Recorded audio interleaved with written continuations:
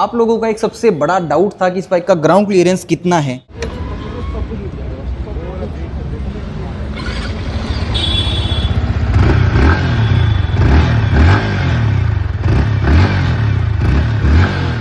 Yamaha XSR 155 finally showrooms पे भी आना स्टार्ट हो गई है और इस बाइक की डिलीवरीज भी स्टार्ट हो गई हैं। हेलो गाइस, कैसे हो आप सब? आई होप आप सब अच्छे ही होंगे। मेरा नाम है Deepak, welcome back to K2K moto vlogs.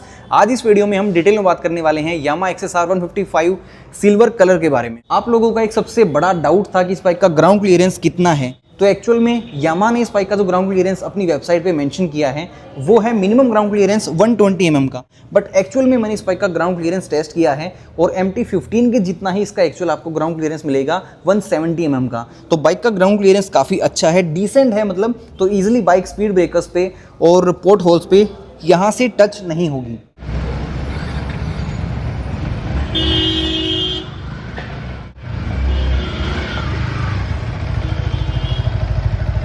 और बाइक की सीट हाइट को भी एक बार टेस्ट कर लेते हैं। इसकी सीट हाइट है 810 mm की। तो मैं दोनों साइड से अगर फ्लैट फुट करना चाहूँ तो दोनों साइड से फ्लैट फुट नहीं होंगे, लेकिन दोनों साइड से पैर ऐसे आ जाएंगे। और एक साइड से अगर मैं पैर रखूंगा तो एक साइड से फ्लैट फुट हो सकता है। तो मेरी हाइट है 5'7", लेकिन अब देखते हैं 5 फीट 9 इंच के बंदे पे ये बाइक कैसे सूट करेगी। अब सुमित भाई बाइक पे बैठ गए हैं जिनकी हाइट है 5 फीट 9 इंच। तो इनके दोनों फ्लैट फुट हो पा रहे हैं, दोनों पैर आराम से नीचे रख सकते हैं। तो 5 फीट 9 इंच वालों के लिए थोड़ी ज्यादा कंफर्टेबल होगी ये। अब देखते हैं 5 फीट 8 इंच वाले राइडर को। तो अजय भाई अब बाइक पे बैठ रहे हैं जिनकी हाइट है 5 feet 8 inch.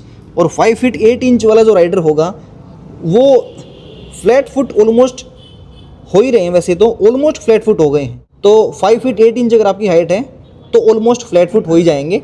But 5 feet 7 inch के नहीं होंगे। लेकिन मिनिमम हाइट अगर आपकी 5 फीट 5 इंच भी है तो भी आप कंफर्टेबली इस बाइक को राइड कर सकते हो। और बाइक के वेट पे भी बहुत डाउट था, क्योंकि काफ़ी लोगों ने बोला है 134, काफ़ी लोगों ने बोला 135 और मैंने भी गलती से बोल दिया था 141 kg। लेकिन बाइक का जो एक्चुअल वेट है वो है 137 kg। तो बाइक का वेट MT-15 से भी कम है, R15 से भी कम है। और इसी वजह से इस बाइक का पावर टू वेट रेशियो और torque to weight ratio Yamaha की 155 cc वाली दोनों बाइक से बेटर है। और इस वजह से इस बाइक का इनिशियल एक्सेलरेशन थोड़ा सा बेटर हो सकता है MT-15 से। R15 से तो बेटर नहीं होगा, क्योंकि वो बाइक फुल्ली फेट स्पोर्ट सेगमेंट की बाइक है। फेयरिंग होने की वजह से उसका एक्सेलरेशन थोड़ा बेटर है। बट MT-15 से कहीं ना कहीं थोड़ा सा बेटर परफॉर्म कर सकती है। और इस वीडियो में हम बाइक के जो पार्ट्स हैं इनकी क्वालिटी के बारे में भी बात कर लेते हैं। सबसे पहले फ्रंट फेंडर के बारे में बात करते हैं। तो ये फाइबर का ही पार्ट है, लेकिन क्वालिटी अच्छी है। और साइड वाले ये जो पार्ट है इनकी क्वालिटी आपको थोड़ी और ज़्यादा अच्छी मिल जाएगी। इस पार्ट पे आपको ब्लैक कलर मिलेगा, लेकिन जो साइड वाला पार्ट है इस पे आपको पियानो ब्लैक कलर देखने को मिल जाएगा। और हेडलाइट की क्वालिटी के बारे में बात करें तो हेडलाइट की भी क्वालिटी अच्छी खासी दी गई है।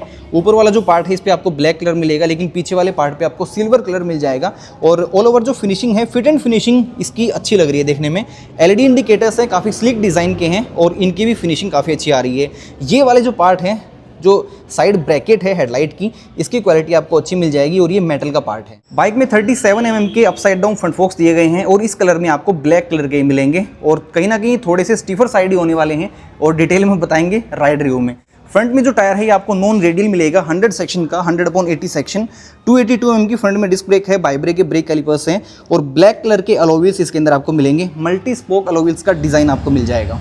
और मैंने अभी तक आपको बाइक का मीटर नहीं दिखाया था। बाइक के इंस्ट्रूमेंट कंसोल को अब ऑन कर लेते हैं। इसके अंदर आपको ब्लू बैकलिट डिस्प्ले के साथ में सर्कुलर शेप्ड इंस्ट्रूमेंट कंसोल मिलेगा, जो कहीं ना कहीं थोड़ा स्मॉल साइज़ का है, लेकिन इसके अंदर स्मार्टफोन कनेक्टिविटी वाले फीचर्स आपको मिल जाएंगे, जो आप यहाँ पे नीचे देख सकते हो। सो ऐप कनेक्टिविटी यानी कि SMS alert, call alert, miss call alert, ये सारी चीज़ें इसके अंदर आपको मिल जाएंगी। और जो इसके अंदर ट्रैक्शन कंट्रोल है वो आपको स्विचेबल मिल जाएगा। यहाँ पे 2 बटन्स दिए गए हैं जिसके थ्रू आप इंस्ट्रूमेंट कंसोल के फीचर्स को ऑपरेट कर सकते हो। यहाँ पे ऊपर यामाहा का लोगो है और यहाँ पे सिल्वर कलर की फिनिशिंग आपको मिल जाएगी। और इंस्ट्रूमेंट कंसोल की फिनिशिंग के बारे में बात करें तो ये फाइबर का ही पार्ट है, लेकिन फिट एंड फिनिशिंग इसकी भी अच्छी है। बाइक डेल्टा बॉक्स फ्रेम के ऊपर बेस्ड है और फ्रेम के ऊपर आपको ब्लैक कलर मिलेगा। ये वाला जो पार्ट है ये आपको फाइबर का ही मिलेगा। जो इसका रेडिएटर है वो MT-15 के जितना ही साइज़ का है, काफ़ी छोटा है, कॉम्पैक्ट है। और इसका ये वाला जो पार्ट है इसके ऊपर आपको मेटल की कवरिंग मिल जाएगी। जो इसके अंदर कूलेंट है वो आपको यहाँ पे देखने को मिलेगा। और इंजन के नीचे काफ़ी अच्छा कवर दिया गया है, इसकी भी क्वालिटी डिसेंट है। आप यानी कि छोटे मोटे जो भी पोटहोल्स आएंगे उन पे ईजिली टच नहीं होगी। छोटे मोटे जो कंकर पत्थर आ जाते हैं वो ईजिली इंजन पे इम्पैक्ट नहीं डालेंगे, ये प्रोटेक्शन आपको प्रोवाइड कर देगा। इंजन के बारे में बात करते हैं तो बाइक में 155 सीसी का 4 stroke single cylinder SOHC 6 speed gearbox engine है, जिसके अंदर वेरिएबल वल्व एक्चुएशन टेक्नोलॉजी भी है। 18.4 PS की मैक्सिमम पावर है और 14.2 न्यूटन मीटर का मैक्सिमम टॉर्क प्रोड्यूस करती है। बाइक का हैंडल बार MT-15 से थोड़ा ज़्यादा वाइड है, जैसा आपको रेट्रो क्लासिक मॉडर्न बाइक्स के अंदर मिलता है, कुछ कुछ वैसे टाइप का आपको इसके अंदर हैंडल बार मिलेगा, बार टाइप का। स्विच गेज की क्वालिटी अच्छी है बाइक के अंदर, लेकिन रियर व्यू मिरर्स इसमें आपको राउंड शेप के नहीं मिलेंगे, नॉर्मल स्टैंडर्ड टाइप के आपको मिल जाएंगे। यहाँ पे आपको पासिंग लाइट का स्विच मिल जाएगा, हाई बीम लो बीम का बटन है, नीचे आपको हॉर्न बटन मिलेगा जो नीचे होना चाहिए था, लेकिन नीचे यहाँ पे इंडिकेटर्स का बटन है।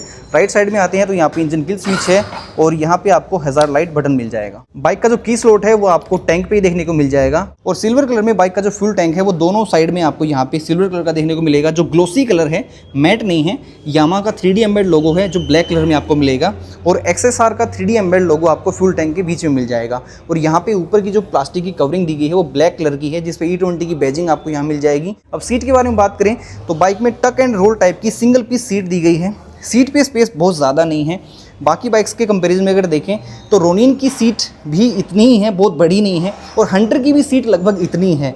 तो बाइक पे जो सीट है वो हंटर और रोनिन के मुकाबले आपको लगभग उतनी ही मिलेगी। हंटर और रोनिन से ज़्यादा स्पेस नहीं है इस पर, और उनमें भी ज़्यादा स्पेस नहीं है।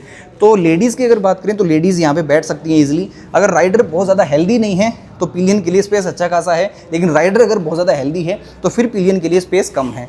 और वैसे अगर मैं बात करूँ तो लेडीज़ के लिए यहाँ पे आपको कम स्पेस मिलेगा। यहाँ पे कोई भी ग्रैब रेल नहीं है, तो पिलियन इस बेल्ट को पकड़ के बैठ सकता है और इस बेल्ट को पकड़ के आप बाइक को आगे पीछे कर सकते हो। अब आते हैं बाइक की साइड प्रोफाइल पे। तो साइड प्रोफाइल में ये वाले जो पार्ट्स हैं ये आपको फाइबर के ही मिलेंगे, ब्लैक कलर की फिनिशिंग है इनके ऊपर। और ये वाला जो पार्ट है ये भी आपको फाइबर का देखने को मिलेगा, जिसके ऊपर XSR की बैजिंग आपको मिल जाएगी। जो डेल्टा बॉक्स फ्रेम है इसकी फिट एंड फिनिशिंग काफ़ी अच्छी है। बाइक में pre load adjustable linked type monoshock suspension है, जैसा MT-15 और R15 के अंदर मिलता है। ये जो फुट पैक्स हैं इनकी क्वालिटी आपको अच्छी मिल जाएगी, दोनों ही जो है ये मेटल के आपको देखने को मिल जाएंगे। और ये वाले जो पार्ट्स हैं इनकी भी क्वालिटी आपको अच्छी मिलने वाली है। यहाँ पे ये वाला जो पार्ट है ये आपको मेटल का देखने को मिलेगा, लेकिन इसके नीचे जो पार्ट है ये आपको फाइबर का ही मिलेगा। सीट के नीचे जो ये वाला पार्ट है ये भी फाइबर का ही है, मेटल का नहीं है, लेकिन बिल्ड क्वालिटी अच्छी खासी है। अगर आप गलती से यहाँ से पकड़ के भी बाइक को आगे पीछे कर दोगे तो ये वाला जो पार्ट है ये टूटने वाला नहीं है। और बाइक की रियर प्रोफाइल अगर देखें तो यहाँ पे आपको सीट के ऊपर यामाहा की बैजिंग देखने को मिल जाएगी और इसके अंदर राउंड शेप की ही LED टेल लाइट है। जब आप ब्रेक प्रेस करोगे तो LED टेल लाइट कुछ ऐसे जलने वाली है। LED इंडिकेटर्स आपको पीछे भी मिल जाएंगे। जो रियर फेंडर का ये वाला पार्ट है इसकी क्वालिटी अच्छी है और ये वाला जो पार्ट है इसकी भी क्वालिटी आपको बढ़िया मिल जाएगी, यानी कि जो ऑल ओवर जो बाइक का रियर फेंडर है वो बहुत बड़ा नहीं है। इसके अंदर कोई भी रियर टायर हगर यहाँ पे नहीं दिया गया है, क्योंकि जो यहाँ पे फेंडर है थोड़ा ज़्यादा चौड़ा है, जिसकी वजह से छींटे इजीली पीछे नहीं आएंगे। यहाँ पे आपकी नंबर प्लेट माउंट होगी, उसके लिए एक यहाँ पे LED लाइट दी गई है। दोनों साइड में यहाँ पे आपको रिफ्लेक्टर मिल जाएंगे, नंबर प्लेट आपकी यहाँ पे माउंट होगी। रियर टायर के बारे में बात करें तो 140/70 सेक्शन का रियर में काफ़ी अच्छा वाइडर रेडियल टायर आपको मिल जाता है। 220 mm के पीछे डिस्क ब्रेक है, बाइब्रेक का ही ब्रेक कैलिपर है, डुअल चैनल ABS बाइक में स्टैंडर्ड है और ब्लैक कलर का ही अलॉय व्हील आपको पीछे मिलेगा। बाइक में एल्यूमिनियम स्विंग आर्म है और इसकी फिनिशिंग काफ़ी अच्छी है, जैसा MT-15 के अंदर स्विंग आर्म है बिल्कुल वही सेम आपको यहाँ पे मिलने वाली है। और जो मोनोशॉक सस्पेंशन है उसमें इजीली धूल मिट्टी ना जाए उसके लिए यहाँ पे एक कवर दिया गया है और इस कवर की भी क्वालिटी मुझे काफ़ी सही लगी। बाइक की फ्यूल टैंक कैपेसिटी 10 लीटर्स की है और एक बार फ्यूल टैंक को फुल कराने के बाद आप 400 किलोमीटर के आसपास का डिस्टेंस इसके साथ में इजीली कवर कर सकते हो। तो बाइक की जो रेंज है वो आपको काफ़ी सही मिल जाएगी, यानी कि एक बार फ्यूल टैंक को फुल करवाओ और 400 किलोमीटर तक आप बाइक को चला सकते हो। माइलेज आप 45 to 50 किलोमीटर पर लीटर की इजीली निकाल सकते हो, लेकिन बहुत आप फास्ट बाइक को राइड करोगे, एग्रेसिवली राइड करोगे तो फिर भी ये आपको 35 to 40 किलोमीटर पर लीटर की माइलेज इजीली निकाल के दे देगी।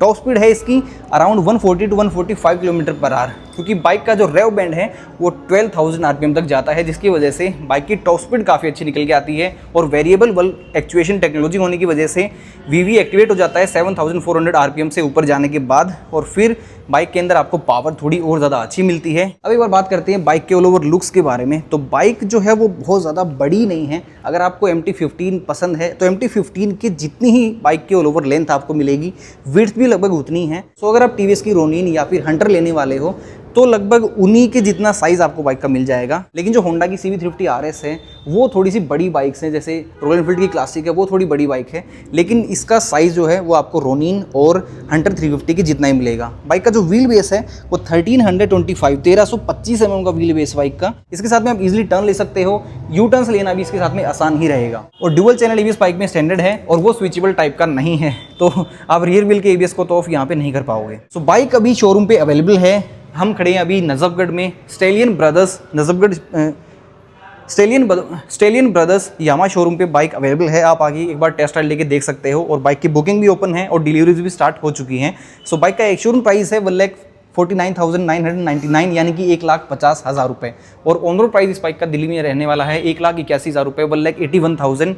सो प्राइस के पॉइंट ऑफ व्यू से अगर बात करें तो बाइक का जो प्राइस है वो काफ़ी सही है। यहाँ पे आपको टीवीएस रोनिन से बेटर परफॉर्मेंस मिल जाएगी, रोनिन से बेटर माइलेज मिल जाएगी, हंटर से बेटर परफॉर्मेंस मिल जाएगी और हंटर से बेटर माइलेज भी मिल जाएगी और प्रीमियम कंपोनेंट्स की भी बाइक के अंदर कोई कमी नहीं है। तो प्राइस के पॉइंट ऑफ व्यू से अगर बाकी कंपटीशन के बारे में बात करें तो bike price point of view से काफ़ी अच्छी स्टैंड करती है बाकी कंपटीशन के सामने। सो अगर आपका बजट 2 लाख रुपए से कम है और उसमें आपको new retro modern classic type की बाइक परचेज करनी थी जिसमें आपको माइलेज और परफॉर्मेंस बहुत अच्छी मिल जाए तो फिर आप इस बाइक को कंसीडर कर सकते हो। XSR 155 फाइनली मार्केट में आ चुकी है। तो यार इस वीडियो में फिर इतना ही। आई होप ये वीडियो आपको अच्छी लगी होगी। कुछ भी इस वीडियो में आपको पसंद आया हो तो लाइक जरूर कर देना। चैनल को अभी तक सब्सक्राइब नहीं किया है तो सब्सक्राइब कर सकते हो और अपने भाई को इंस्टाग्राम पे फॉलो भी कर सकते हो @K2K मोटो व्लॉग्स पे। तो फिर मिलते हैं अगली वीडियो में। Till then ride safe, drive safe.